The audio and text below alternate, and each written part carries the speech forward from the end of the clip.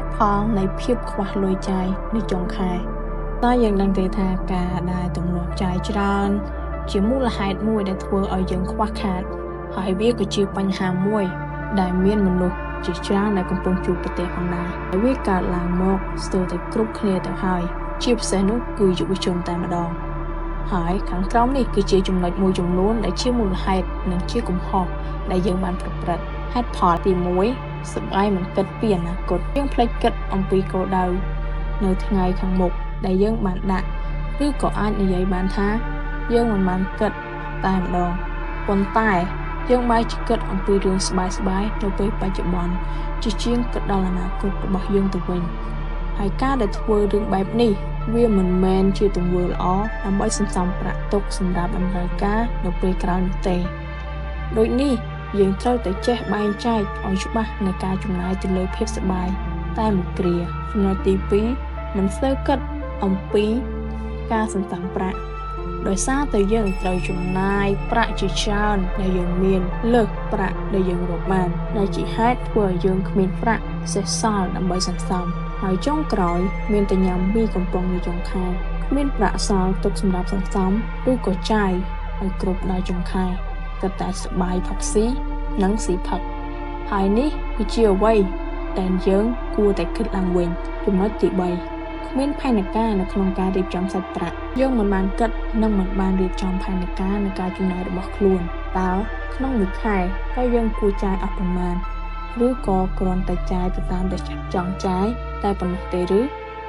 មានការបែងចែកឲ្យបានច្បាស់លាស់ហើយយើងក៏មិនអាចធ្វើបញ្ជីចំណាយប្រចាំខែនីមួយៗផងដែរ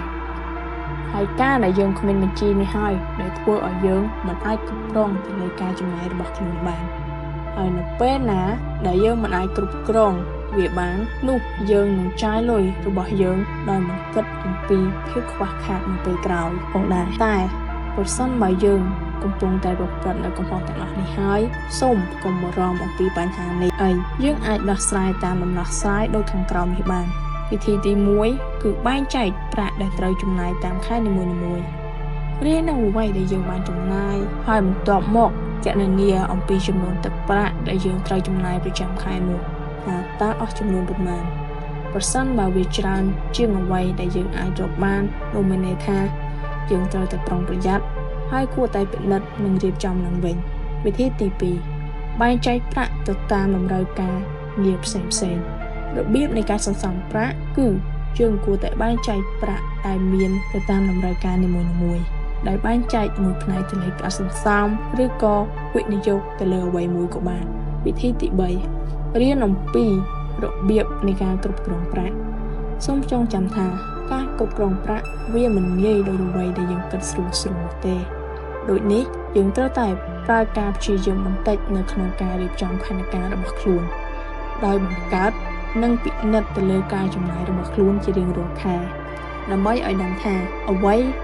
ដែលគួរតែចំណាយនិងអ្វីដែលមិនគួរចំណាយចំពោះអ្វីដែលគ្មានប្រយោជន៍ហើយអនុវត្តទៅតាមរបៀបនៃការគ្រប់គ្រងប្រាក់នេះនឹងត្រូវការពេលវេលាច្រើនបន្តិចដើម្បីធ្វើឲ្យយើងអាចបង្កើតនូវទម្លាប់នេះបានប្រសិនបើយើងតាំងចិត្តធ្វើវាឲ្យបាននោះយើងនឹងជោគជ័យជាមិនខានឡើយធ្វើអ្វីក៏ដោយកុំបានតែតាំងចិត្តអត់ប្រយោជន៍បើចូលជាតាំងចិត្តហើយតែខាតត្រូវតែធ្វើឲ្យបានសូមអរគុណបងប្អូនទាំងអស់គ្នាសម្រាប់ការស្ដាប់នៅ podcast មួយនេះបើសិនជាបងប្អូនមានចម្ងល់អាច comment ខាងក្រោមបានសូមអរគុណ